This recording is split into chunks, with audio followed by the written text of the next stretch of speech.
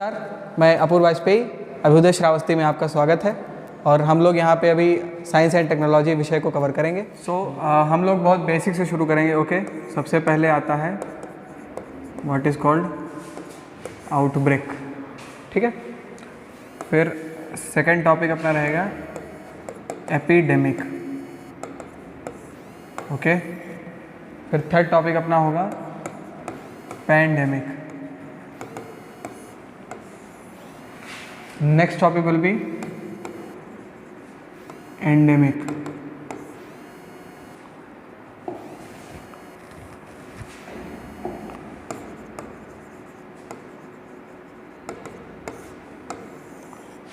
And the last topic will be infodemic. अब ऐसा सब में MIC माइक देख करके डर नहीं जाना है, ठीक है। एकदम बेसिक से हम लोग पढ़ेंगे, कोई दिक्कत नहीं है। आउटब्रेक क्या होता है? आउटब्रेक मतलब बहुत छोटी जगह पे, बहुत छोटे से एरिया में अगर कोई बीमारी फैलती है तो that is called outbreak. Okay, बहुत छोटा रीजन होता है, small reason.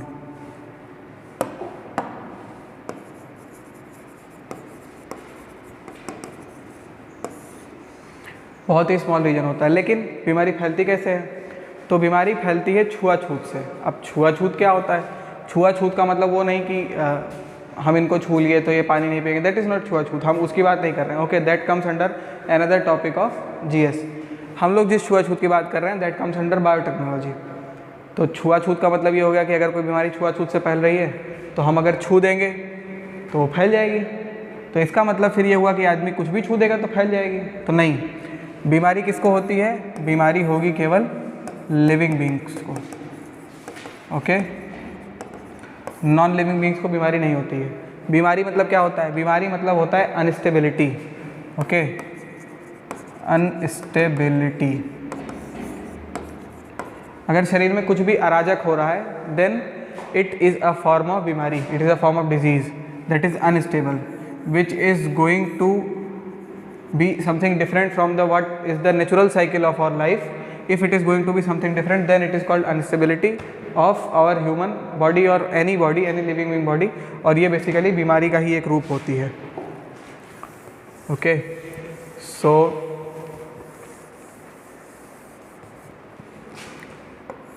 we were discussing that अगर छोटे से रीजन में फैल रहा है तो आउटब्रेक है। अब इसका मतलब क्या हुआ? जैसे दिसंबर 2019 में वुहान में, चाइना में जो है एक शहर है वुहान, वहाँ पे क्या फैला? वहाँ पे फैला कोविड-19 यानी कि कोरोना वायरस डिजीज़। और चूँकि 2019 में फैला था इसलिए इसका 19 हो गया। This is the full form of कोविड-19। ओके, सो ये फैल गया। अब चूंकि ये छोटे ही रीजन में फैला हुआ था और छुआछूत वाली बीमारी थी, कंटेजियस बीमारी थी, तो इसीलिए ये क्या हुआ? That was called outbreak at that time in December 2019। अब हुआ क्या? पहले तो ये समझते हैं कि छुआछूत होता क्या है बायोटेक्नोलॉजी के टर्म्स में, जो मैं समझा रहा था। तो यहाँ पे अगर हम देखें तो कुछ होते हैं जिनको बोलते हैं हम लोग फ्लूइड्स या बॉडी फ्लूइड्स। अब ये क्या हो सकते हैं? जैसे PPE पहने, PPE किट। ओके, आप सभी जानते होंगे PPE किट। तो PPE किट पहनने वाला आदमी भी तो किसी को छूता है, that is also a type of छुआछूत।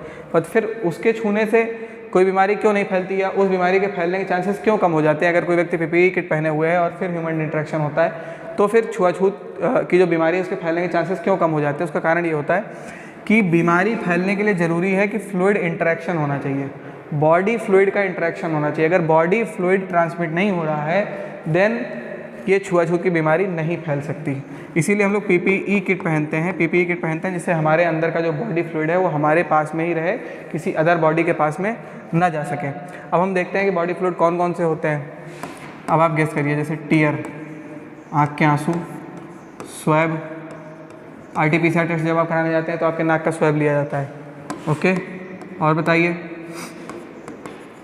जो ईयर वैक्स होता है that is also a type of this. बहुत कंसिडर नहीं करते हैं बट स्टिल। फिर इसके बाद में आपके मुंह का सलाइवा, ठीक है। आप अगर स्नीज करते हैं, कॉफ करते हैं तो जो निकलता है that is also a type of. फिर ब्लड, कहीं मान लीजिए अगर आपके ब्लड का वो हो रहा है तो वहाँ पे भी। उसके बाद में सीमेन, ओके। फिर उसके बाद में आता है यूरिन। अभी कहते हैं मक्खियों से कई सारी बीमारियां होती हैं। मक्खियों से बीमारियां क्यों होती हैं? क्योंकि मक्खियां जो है वो गंदी जगहों पे जाके बैठती हैं। तो गंदगी जगहों पे जाके बैठती हैं तो उनके पैर में लग जाते हैं कीटाणु। अब वो कीटाणु बायो ऑर्गेनिजम्स जा करके हमारे भोजन पे या कहीं ऐसी विसिनिटी में जिनको हम डायरेक्ट कंज्यूम करते हैं उनसे टच होते हैं या बॉडी फ्लूइड से हमारे टच होते हैं तो हमको वो बीमारी हो जाती है। फिर इसके बाद में स्टूल जो हमारा होता है that is also a type of, okay. So these things are, अगर आप इन सब के संपर्क में आते हैं तो ये समस्या हो सकती है कि छुआछूत की बीमारी। अगर आप इनमें से मान लीजिए कोई व्यक्ति है जो ऐसी बीमारी से ग्रसित है और आप उस व्यक्ति के इनमें से किसी भी एक के संपर्क में आ जाते हैं then you are going to have that, there is a huge possibility that you are going to have that disease, okay. So ये अपन समझ रहे थे कि कैसे आउटब्रेक फैलता है, ओके। मतलब छुआछूत बीमारी का मतलब क्या होता है ये हम लोगों ने अभी समझा। अब देखिए, अब हम लोग बात कर रहे थे वुहान की। तो दिसंबर 2019 में वुहान में क्या फैला? कोविड-19 काफ़ी ज़बरदस्त तरीके से फैल गया। अब होता क्या है कि वुहान से काफ़ी सारी फ़्लाइट्स जाती हैं इटली को, यूएस को भी जाती होंगी, जापान को भी जाती होंगी, ठीक है। यूरोप में भी कई सारी फ़्लाइट्स जाती होंगी, यानी कि कई जगह जाती हैं, बट मोस्टली जो फ़्लाइट्स जाती थी that was from Italy, okay. तो यहाँ के जो कंटेजियस लोग थे, वाहक लोग थे, जो इस वेरिएंट का, इस वायरस के इस वेरिएंट को जो वाहक थे, जो कैरी कर रहे थे, वो पहुँच गए। यानी कि जो लोग इस वैक्सीन, इस स्पेसिफिक वायरस से संक्रमित थे वो पहुँच गए इटली, वो पहुँच गए यूएस, वो पहुँच गए जापान, वो पहुँच गए यूरोप, और धीरे धीरे धीरे धीरे वहाँ भी बढ़ना शुरू हुआ। लेकिन वुहान के लोग सबसे ज़्यादा कहाँ फैले होंगे? चाइना में फैले होंगे, ओके। तो इसलिए जब ये चाइना में फैल करके आई, यानी कि पहले ये कहाँ थी? पहले ये थी वुहान में, तब ये क्या थी? आउटब्रेक। अब ये क्या है? अब ये थोड़े बड़े रीजन में फैल रही है, तो यहाँ पे हो जाएगा स्पेसिफिक एरिया या क्षेत्र विशेष में अगर ये फैलती है तो ये क्या हो जाएगी? आउटब्रेक हो जाएगी। अगर ये किसी राष्ट्र विशेष में फैल जाती है,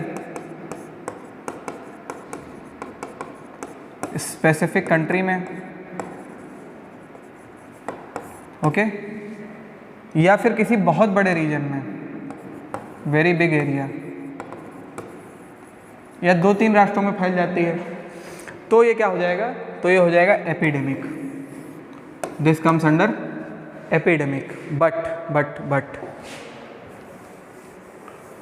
बट अगर ये पूरे विश्व में या विश्व के अधिकतर देशों में फैल जाती है, जैसा कि यहाँ पे हुआ, तो क्या हो जाएगी ये? तो ये हो जाएगी पैंडेमिक, वैश्विक महामारी।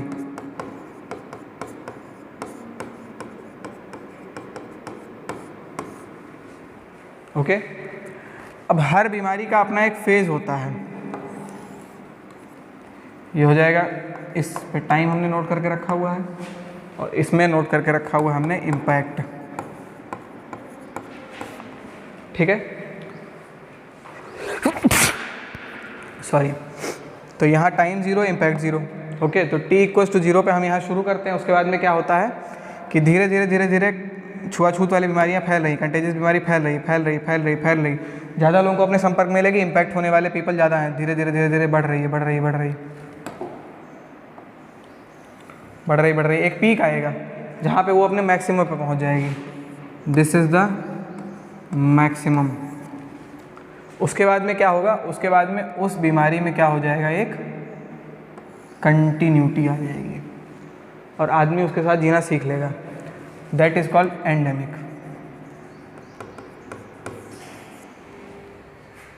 ओके।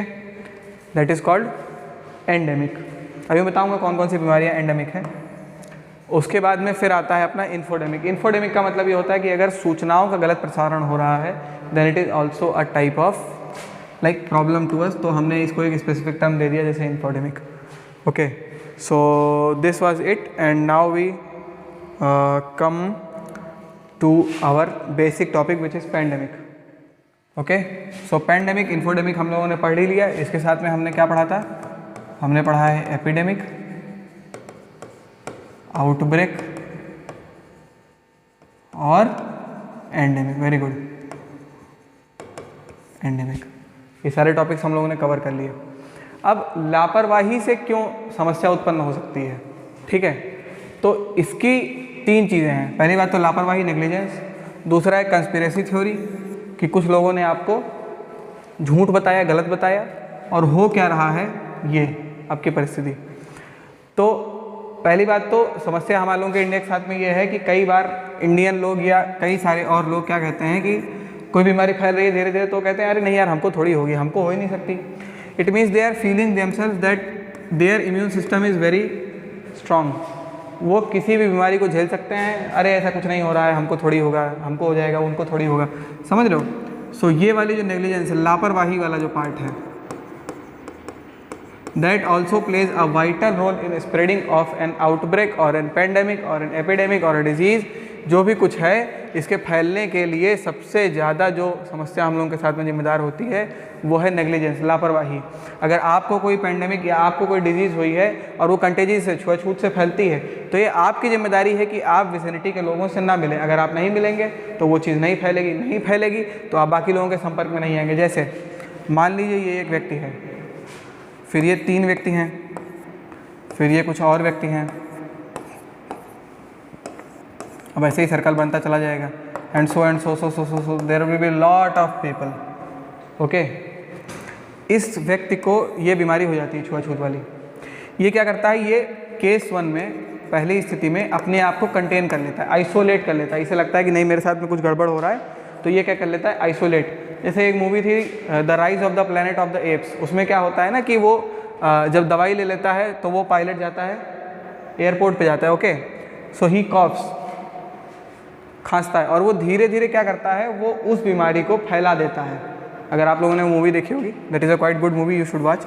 ओके, तो वहाँ पे क्या हो रहा है? वहाँ पे अगर उस पायलट ने अपने आप को कंटेन कर लिया होता, या जिस आदमी ने उस पायलट को बीमारी दी थी, अगर उस व्यक्ति ने अपने आप को कंटेन कर लिया होता कि नहीं मेरे साथ में कुछ गड़बड़ हो रहा है, तो शायद वो बीमारी कभी नहीं फैलती। यहाँ पे भी भाई कोविड-19 कहीं 10 लोगों से तो शुरू नहीं हुआ होगा, क्योंकि सिंगल म्यूटेंट दिखा रहा है हमको स्टार्टिंग में, तो इसका मतलब किसी न किसी एक व्यक्ति को तो हुआ ही होगा ना। तो अगर उस व्यक्ति को हुआ था और उस व्यक्ति के साथ में, और चूंकि नई बीमारी थी तो इसलिए एबनॉर्मल सिलेक्शन रहे होंगे, तो अगर वो बीमारी थी, एबनॉर्मल सिलेक्शन थे, अगर उस व्यक्ति ने अगर अपने आप को कंट्रोल कर लिया होता या अपने आप को कैंटोनमेंट एरिया में डाल दिया, मतलब ऐसी जगह पे जहाँ पे वो आइसोलेट कर सकता था अपने आप को, आइसोलेट कर लिया होता अगर उसने अपने आप को, तो आज शायद ये बीमारी कभी फैलती ही नहीं। और इसी तरीके से सारी कंटेजियस बीमारियां, अगर लापरवाही, कोई भी एक स्तर पर अपने लापरवाही करने बंद कर दे तो क्या हो जाता है? तो बीमारी नहीं फैल सकती। यहाँ पे एक आदमी लापरवाही करना बंद कर दे तो बीमारी नहीं फैलेगी, यहाँ 3 आदमी, यहाँ 5 आदमी, यहाँ 10 आदमी, and this series goes on. Okay, परिवार में अगर किसी एक व्यक्ति को हुआ है, तो अगर मान लीजिए वो व्यक्ति आप हैं और आपके परिवार में वो फैलने के चांसेस हैं, आप अपने आप को आइसोलेट कर लीजिए, there is a huge chance कि आपके परिवार को आगे वो बीमारी नहीं फैलेगी। तो पहली बात तो ये कि लापरवाही एक बड़ा रीज़न होती है किसी भी आउटब्रेक या किसी भी बीमारी के, आउटब्रेक से एंडेमिक बनने, एपिडेमिक बनने के लिए, और एपिडेमिक से पेंडेमिक बनने के लिए। So this thing occurs. अब देखिए, मान लीजिए ये व्यक्ति इसको देता है, इसको देता है और इसको ये बीमारी दे देता है। अब अगर ये आदमी सोच ले कि मैं अपने आप को आइसोलेट कर लूँगा, तो ऐसी स्थिति में इतने सारे लोग बच जाते हैं जिन्हें वो बीमारी नहीं होती है। सिर्फ इतने सारे लोग ही उस एरिया में आएंगे जिनको बीमारी हो जाती है। So meaning of the thing is that we should have some type of responsibility regarding this type of diseases. Okay, दूसरी चीज़ है कंस्पिरेसी थ्योरी। लोग क्या कहते हैं? लोग कहते हैं अरे यार ये बीमारी थोड़ी है, कोई बीमारी ही नहीं होती है, ये तो ड्रग कंपनियां अपना जो है धंधा बढ़ाने के लिए अब नई बीमारी आ जाएगी तो बढ़िया ड्रग कंपनियां नया सोल्यूशन निकालेंगी, महंगे दामों में बेचेंगी।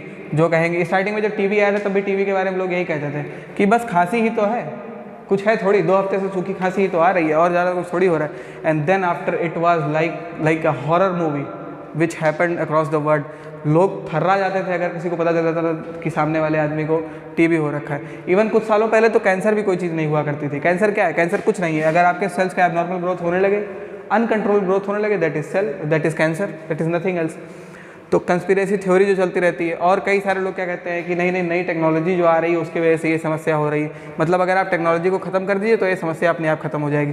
सो this type of stupid behaviour which we show like, okay, so this comes under conspiracy theory.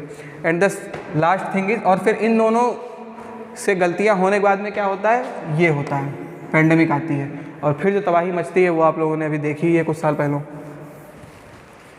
फिर देखिए, मैंने अभी स्टेजेस आपको एक्सप्लेन ही कर दिया कि कौन कौन से स्टेज होते हैं। पहले आउटब्रेक होती है, फिर उसके बाद में एपिडेमिक। जैसे एपिडेमिक क्या था, स्मॉल पॉक्स थी, एक छोटे से रीजन में फैली थी 1974 के आसपास में। प्लेग फैला था काफ़ी ज़्यादा 1994 के आसपास में। अब एपिडेमिक के साथ में भी कुछ चीज़ें हैं। एपिडेमिक क्या कहती है? एपिडेमिक ये कहती है कि अगर एपिडेमिक की श्रेणी में आपको कोई बीमारी को रखना है तो पहली बात तो ये कि नोवेल पैथोजन होना चाहिए, यानी कि जो फैलाने वाला वायरस है या बैक्टीरिया या फंगी या प्रोटोजोवा जो भी कुछ है, दैट शुड बी नोवेल, वो एकदम नया होना चाहिए। आज के पहले वो कोई बीमारी कंटेन ना कर चुका हो, अगर कर भी चुका हो तो that should be of something other variant. जैसे मैं बताता हूँ आपको, अभी हम लोग क्या देख रहे हैं, कोविड क्या है, कोविड को फैलाने वाले वायरस का नाम क्या है, SARS-CoV-2,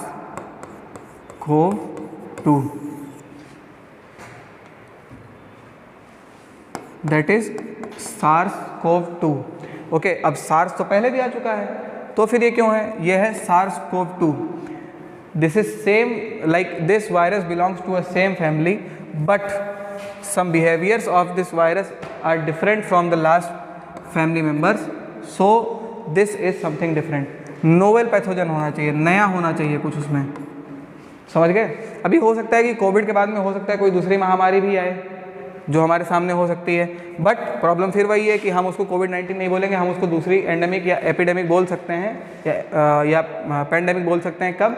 जब उसमें नोवेल पैथोजन हो। ओके, अगली बात यह है कि वो कंटेजियस होनी चाहिए। अगर कंटेजियस नहीं है then it does not come under epidemic. जैसे कैंसर एपिडेमिक थोड़ी है, क्यों? क्योंकि वो कंटेजियस नहीं है, छुआछूत की बीमारी नहीं, फैल नहीं सकती है। और तीसरा ये कि रैपिड स्प्रेड होना चाहिए, ऐसे नहीं कि धीरे धीरे स्प्रेड हो रहा है, नहीं, रैपिड स्प्रेड होना चाहिए, काफ़ी कम समय में काफ़ी ज़्यादा लोगों को कवर कर ले। और यही कारण है कि कोई छोटी मोटी बीमारी भी एपिडेमिक बन जाती है। क्यों? क्योंकि स्प्रेडिंग क्षमता बहुत तेज़ होती है उसकी। एंडेमिक जैसे एपिडेमिक है अपना, तो 2019 में आया, इसलिए कोविड-19 नाम रख दिया गया। फिर H1N1 स्वाइन फ्लू वायरस के बारे में आप लोगों ने पढ़ा ही होगा। इट केम इन 2009 और काफ़ी तबाही मची हुई थी उस टाइम। सुअर से होता है बेसिकली ये। देखिए, लोग कहते तो हैं कि कोविड-19 जो है वो होता बैट से है, but there are no specific results. Like people claim that bat are the sole responsible creature for this disease, but किसी भी संस्था ने अभी ऑफिशियली ये क्लेम नहीं किया 100% that this virus 100% came from bats. Okay, people are saying like snake भी एक ऑप्शन हो सकता है, बैट भी एक ऑप्शन हो सकता है, but they are discussing about the options. They are not saying that this is the only creature that is responsible for this disease. फिर हम लोग आते हैं कि कंट्रोल स्टेजेस क्या क्या हो सकती हैं, कैसे हम किसी बीमारी को कंट्रोल कर सकते हैं। तो पहली बात तो हमने ये बताया है कि आप उस चीज़ को लिमिट कर दो। अगर आप उस चीज़ को लिमिट कर देंगे, लोग घर से बाहर नहीं निकलेंगे। अब आप खुद देखिए, हमने वेव 1 देखी, वेव 2 देखी। वेव 1 उतनी डिजास्टर्स नहीं थी, क्यों? क्योंकि वेव 1 शुरू होने से पहले ही, इवन जब वेव 1 थोड़ी बहुत भी केसेस हमारे पास में आ रहे थे, तो हमने उस पर रोक लगा दिया, लॉकडाउन लगा दिया, चीज़ें बंद कर दी, लोगों का आपस में मिलना जुलना काफ़ी हद तक ख़त्म कर दिया। इसलिए हमारे लिए वेव 1 उतनी ज़्यादा डिजास्टर्स नहीं थी। सुनने में आता था कि लाशों को जलाने के लिए शमशान घाट कम पड़े जा रहे हैं, but still there was some type of control. लेकिन जब वेव 2 आई, that was so much horrible. Like लोग आपस में मिल भी रहे थे और डिजीज़ फैल भी रही थी। क्यों? क्योंकि कंटेजियस थी, डिजीज़ कंटेजियस थी, लोग आपस में मिल रहे हैं तो काफ़ी ज़्यादा फ्लूइड इंटरेक्शन होगा, तो काफ़ी ज़्यादा बढ़ेगा। यहाँ हम लिमिट नहीं कर पाए, इसलिए हमें ये देखने को मिला कि जो वेव 2 थी that was too much horrific, काफ़ी ज़्यादा डरावने वाली थी। फिर इसके लिए एफर्ट्स भी चाहिए ऑब्वियसली। अगर कोई डिजीज़ फैल रही है उसे कंट्रोल करने के लिए हमें एफर्ट्स चाहिए। दूसरी बात यह है कि एंडेमिक जो होती है, हमें किसी बीमारी की कोशिश करनी चाहिए, अगर वो बीमारी एपिडेमिक का रूप ले रही है या फिर पेंडेमिक का रूप ले रही है या फिर काफ़ी ज़्यादा स्थिति में फैल रही है, तो हमें उसे कोशिश करना चाहिए कि हम उसे एंडेमिक के स्टेज पर ले आएँ। ओके, पहले नंबर पे तो हम उसको कंट्रोल करने की कोशिश करें। कि हम उसको कंट्रोल कर लें, उसके फैलने को ना बढ़ा पाएँ, या अगर वो बढ़ भी रही है तो उसे थोड़े बहुत मात्रा में ही कंट्रोल करके रख दें। दूसरा होता है एंडेमिक स्टेज पे ले आएँ। बेस लाइन यानी कि कोई एक स्पेसिफिक अपने मैक्सिमम से लौट करके वो एक स्पेसिफिक रूट पकड़ लें, जैसे डेंगू। ओके, अब क्या है, डेंगू उतना नहीं फैलता जितना पहले फैला करता था। क्यों? क्योंकि हमने उसके लिए कंट्रोल किया। हमें पता है कि कूलर के पानी में डेंगू के मच्छर पनप सकते हैं, तो हम कूलर का पानी हर साल साफ़ करते हैं। ओके, फिर एक होता है एलिमिनेशन, उसके बाद में आता है एलिमिनेशन। अगर किसी कंट्री में इसके 0 केसेस आ रहे हैं, 0 केसेस मतलब इसके लिए एक मानक तय किया गया है कि 1 लाख में अगर इतने ही केसेस आते हैं then it will be called elimination. But still अगर आपके पास में काफ़ी कम केसेस आ रहे हैं then it is called elimination, it comes under elimination. Like polio there was. फिर आता है इरेडिकेशन, अगर ग्लोबली हम इसको समाप्त कर देते हैं then it is called eradication. ये परमानेंट होता है और इसमें काफ़ी सारे डेलिब्रेट एफर्ट्स हम लोगों को डालने पड़ेंगे। Okay, so now let's move up to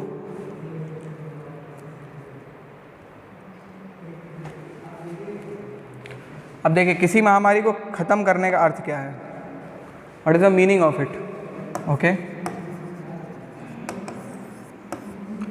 small pox के बारे में आप लोगों ने सुना होगा, ठीक है, काफ़ी तबाही मचाई थी स्मॉल पॉक्स ने। स्मॉल पॉक्स आया था 1798 में और चला 1980 तक। ओके, अब तो ये पूरी तरीके से समाप्त हो चुका है, देयर आर नो केसेस।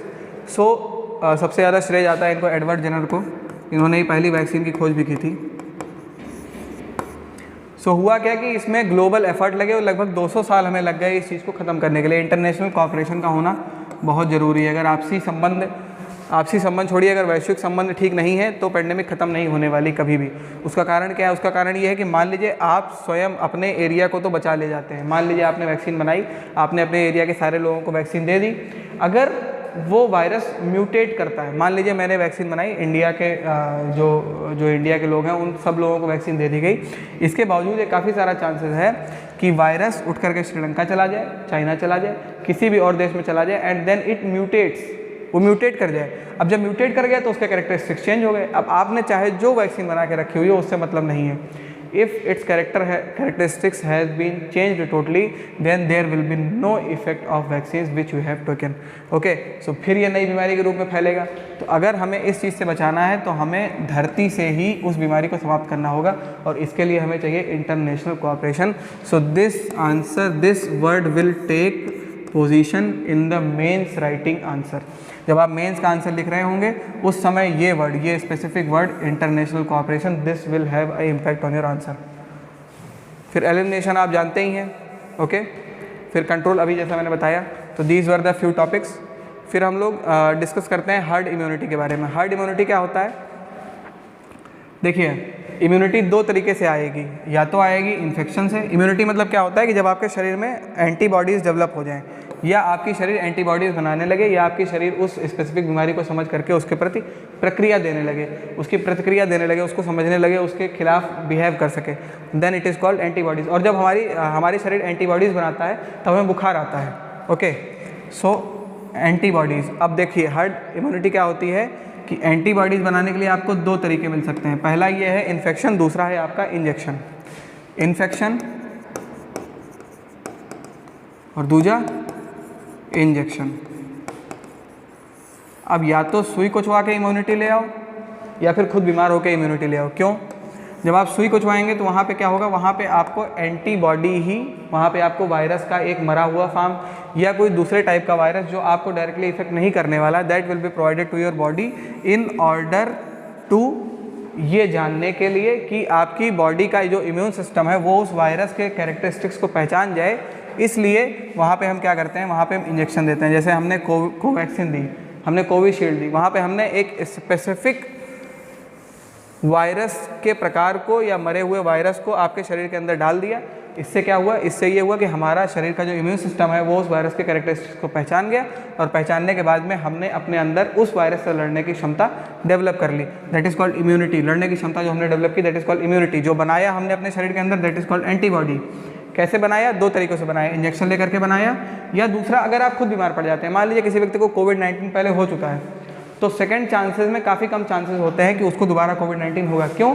क्योंकि उसका शरीर इस बीमारी के लक्षणों को, इस बीमारी के और बेसिकली इस वायरस के कैरेक्टरिस्टिक्स को पहचान चुका है, अब वो इससे लड़ना जानता है। तो इसके लिए अब मैं ऐसा नहीं कह रहा हूँ कि अगर किसी व्यक्ति को कोविड-19 हो चुका है दोबारा नहीं होगा, नहीं, अगर किसी व्यक्ति को कोविड-19 हुआ है तो उसको दोबारा हो सकता है, बिल्कुल हो सकता है, लेकिन उसके ऊपर जो असर होगा वो कम होगा। क्यों? क्योंकि हमारी बॉडी उस वायरस के कैरेक्टरिस्टिक्स को पहचानती है। यही इंजेक्शन के साथ में भी है। इंजेक्शन यानी कि वैक्सीन लेने के बाद में कोई ये गारंटी नहीं दे सकता कि आपको दोबारा कोविड-19 नहीं होगा, आपको दोबारा कोविड-19 होगा, but the effect on your body will be minimum, काफ़ी कम इम्पैक्ट होगा और आपके ज़िंदा बचने के चांसेस काफ़ी ज़्यादा बढ़ जाते हैं। ओके, सो इंजेक्शन जो इन्फेक्शन होता है दैट इज़ नेचुरल, ओके, और जो इंजेक्शन होता है दैट इज़ अटेम्प्टेड, मतलब हम लोग उसके लिए खुद से स्वयं से प्रयास करते हैं। जैसे पोलियो की ड्रॉप दी जाती है, अब इंजेक्शन आपको कई फॉर्मेट में दी जा सकती है। Injection might be oral and injection might be injectable, ठीक है। आपको ये ओरल फॉर्मेट में दी जा सकती है जैसे पोलियो के लिए हम लोग देते हैं, और दूसरा इंजेक्शन के फॉर्मेट में भी दे सकते हैं जैसे हम लोग कोविड-19 के लिए देते हैं। ओके, तो WHO का कहना ये है कि जब WHO क्या कहता है, WHO कहता है कि किसी भी बीमारी के लिए हर्ड इम्यूनिटी तब आ जाएगी जब उस बीमारी से टोटल पॉपुलेशन के 50 to 90% लोगों को वो बीमारी हो चुकी हो। बीमारी हो चुकी हो का मतलब क्या हुआ? बीमारी हो चुकी हो का मतलब ये हुआ कि उनके अंदर उसकी एंटीबॉडीज़ बन गई हो। अब वो एंटीबॉडीज़ दो तरीके से बन सकती है, मैंने आपको बताया। पहला फॉर्मेट, वेरी गुड, पहला फॉर्मेट है आपका इन्फेक्शन और दूसरा फॉर्मेट है आपका इंजेक्शन। तो या तो इतने सारे लोग बीमार हो चुके हों कि 50 से 90% वाली कैटेगरी में आ जाएं, या इतने सारे लोगों को इंजेक्शन दे दिया गया हो कि वो 50 से 90 वाली कैटेगरी में आ जाएं, या दोनों लोगों को मिला करके इतने सारे लोग हो गए हों कि वो 50 से 90 वाली कैटेगरी में आ जाएं। अब टू बी स्पेसिफिक, कोविड-19 के टर्म्स में अगर हम देखें तो WHO कहती है, अगर हम कोविड-19 के टर्म्स में देखें तो WHO कहती है कि अगर 60% से 60% to 70% पीपल को अगर ये बीमारी के संपर्क में आ चुके हैं वो, then there will be herd immunity, तो हर्ड इम्यूनिटी हम डेवलप कर ले जाएंगे। अब हमारा लक्ष्य ये है कि जिन लोगों को कोविड-19 हो चुका है उनको अगर हम छोड़ दें तो बाकी सारे लोगों को हम कोशिश करते हैं कि वैक्सीन दे दी जाए, मिनिमम 1 डोज दे दिया जाए, उसके बाद में दूसरा डोज भी दे सकते हैं। डोजेस भी कई तरीके की होती हैं, एक होता है सुप्रीम और दूसरा होता है इम्यूनिटी बूस्टर। तो कई बार हम लोग बूस्टर डोजेस देते हैं। बूस्टर डोजेस का मतलब ये होता है कि जैसे पोलियो है, पोलियो बचपन में पिलाई जाती है, उसके बाद में फिर नहीं पिलाई जाती है। क्यों? क्योंकि that is more than sufficient. Polio का जो वायरस है that is not going to change its characteristic, okay, but कोविड-19 के साथ में क्या है, इसका वायरस काफ़ी ज़्यादा म्यूटेट कर रहा है, तो हमें डर लगा हुआ है कि हो सकता है कि हम इसके वायरस से कम्पीट करने के लिए आपको फ्यूचर में बूस्टर डोजेस भी दे दें। Okay, so this is the thing which is going to occur, which is called herd immunity. हमारा पूरा फोकस होता है कि हम किसी तरीके से हार्ड इम्यूनिटी ले आएँ जिससे हम सारी पॉपुलेशन को बचाने में सक्षम हो पाएँ।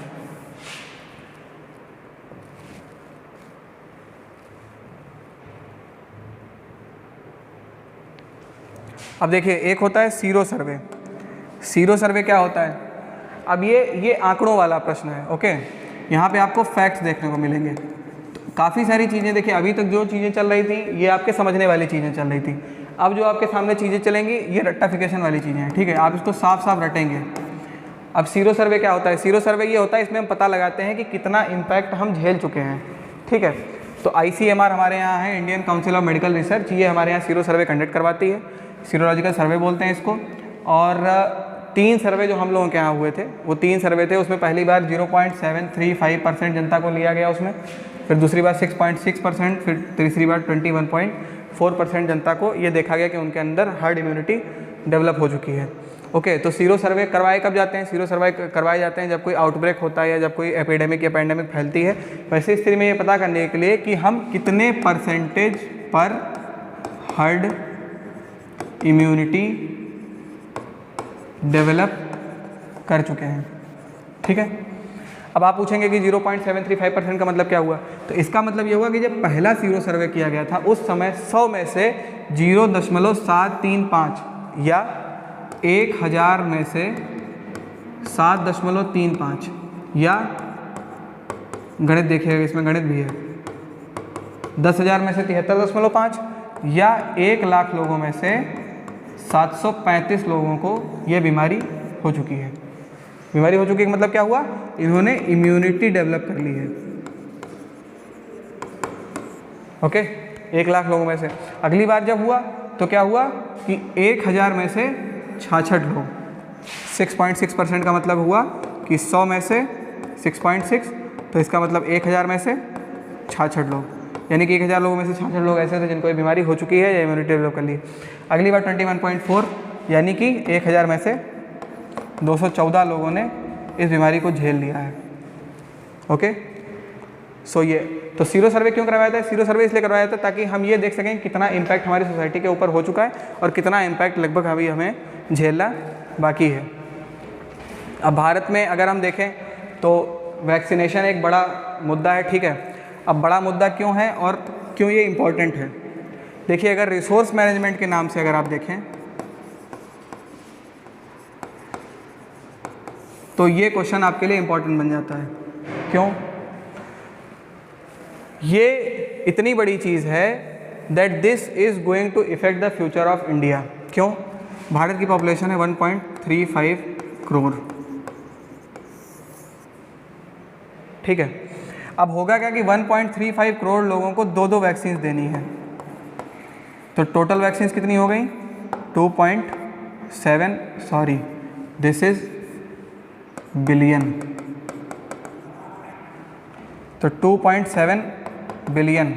और ये छोटा मोटा नंबर नहीं होता है, this is a huge number, huge number. Okay, अगर आप कभी देखिए कि जो वैक्सीन होती हैं उनकी एक्चुअल कॉस्ट कितनी है, तो वो करीबन कभी 2200 रुपये आती है किसी वैक्सीन की कॉस्ट, किसी की 2700 रुपये आती है, किसी वैक्सीन की कॉस्ट तो 5000 रुपये आती है। अगर इस फिगर को आप इस फिगर से मल्टीप्लाई करेंगे then you will see that there is a huge impact on Indian economy which is going to be held. Okay, हमारी भारत की सरकार जो है अगर किसी को फ्री में वैक्सीन दे रही है तो इसका मतलब ये है कि सच में they are doing really great job. Okay, and we should also appreciate the first line workers, जो भी थे हमारे अधिकारी लोग थे, हमारे जो मेडिकल के सारे स्टाफ लोग थे और जो सेना के जवान थे, पुलिस के जवान थे, इन लोगों की वाकई हम लोगों को तारीफ़ करनी चाहिए क्योंकि इन लोगों ने वाकई हमारी मदद की।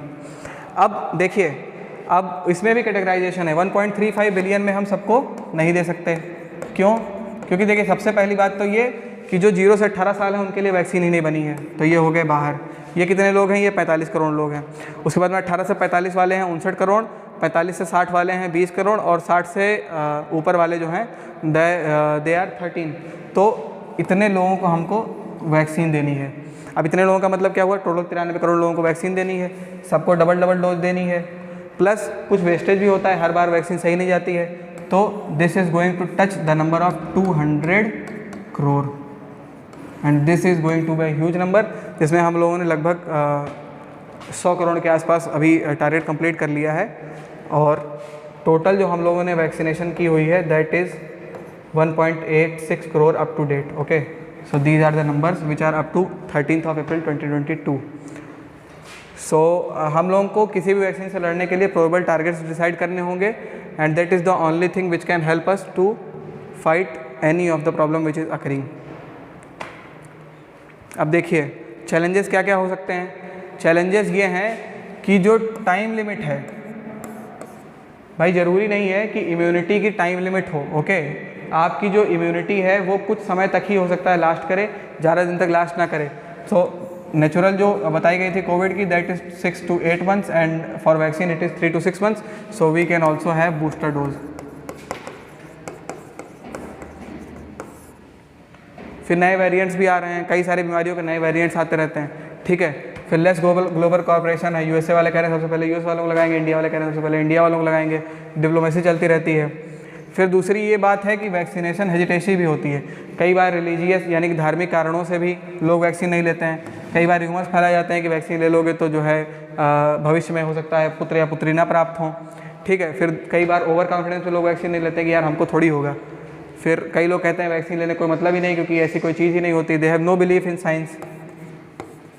फिर कई बार क्या होता है, कई बार लोग कहते हैं कि मेंटेलिटी ठीक नहीं, फ्री मेंटेलिटी, फ्री में दे रहे हैं तो इसका मतलब ये थोड़ी होता है कि कुछ भी ले लेंगे। फिर कई बार लोग कहते हैं कि नहीं, ये चूँकि वैक्सीन लेने में काफ़ी हमको नुकसान होता है तो इसलिए भी हम नहीं लेंगे। तो ये सारी चीज़ें हैं। अब हमारा क्वेश्चन यहाँ से होता है कि एक प्रशासनिक अधिकारी के तौर पे आपकी क्या नीतियाँ होनी चाहिए जिनसे आप इस प्रकार की समस्याओं से निपट सकें। तो पहला जो आंसर होगा that will B proper genome sequencing. हमें ये पता होना चाहिए कि चीज़ें आ कहाँ से रही हैं और चीज़ें जाएंगी कहाँ। तो ये अगर जीनोम सीक्वेंसिंग हमने कर लिया, हमने ये पता लगा लिया कि कौन सा वेरिएंट कहाँ पे चेंज हो रहा है, तो हम इस चीज़ से फाइट बैक कर सकते हैं।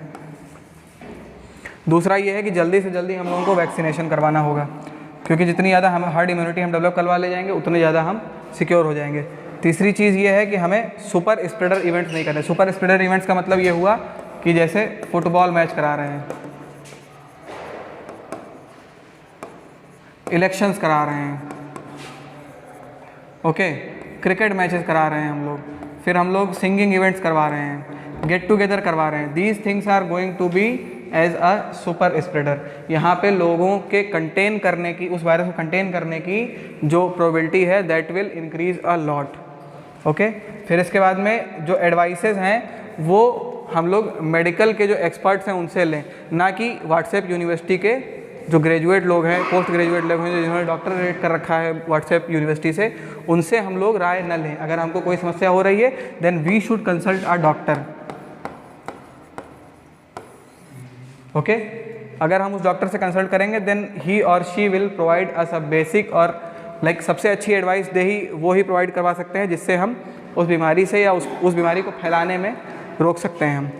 फिर दूसरा ये है कि लीगल इम्पैक्ट्स भी हो सकते हैं। क्या क्या लीगल इम्पैक्ट्स हो सकते हैं? जो बीमारी को फैला रहे हैं, जानबूझ के फैला रहे हैं, उनके ऊपर हम लोग क्या कार्रवाई कर सकते हैं। So these are the things which are directly related to pandemic. In the next class we will discuss that what are the current affairs related to pandemic and also our next topic will be vaccines, okay, different types of vaccines, what are the basic aspect of vaccine, what are the basic formats of vaccines, और जो कई सारी vaccines आई हैं जैसे Covid की vaccine आई है, okay. फिर अभी HIV की हम वैक्सीन क्यों नहीं बना पाए, पोलियो की वैक्सीन क्या होती है, कैसे काम करती है, ये सारी चीज़ें हम लोग डिस्कस करने वाले हैं in our next topic. And if you want like if you have some doubts regarding this topic then you can also like provide us the questions and we will try to answer all of the questions. So you just go through the notes, I will provide you the notes, you just go through the notes and then after आपको current affairs की practice करते रहनी है। साथ ही साथ आपको कम से कम एक क्वेश्चन पेपर तो सॉल्व करना ही है। So that's it, okay, good bye and take care. So Abhyuday Uttar Pradesh जो हम लोगों का श्रावस्ती यूनिट है उसकी तरफ से आपको बहुत बहुत धन्यवाद।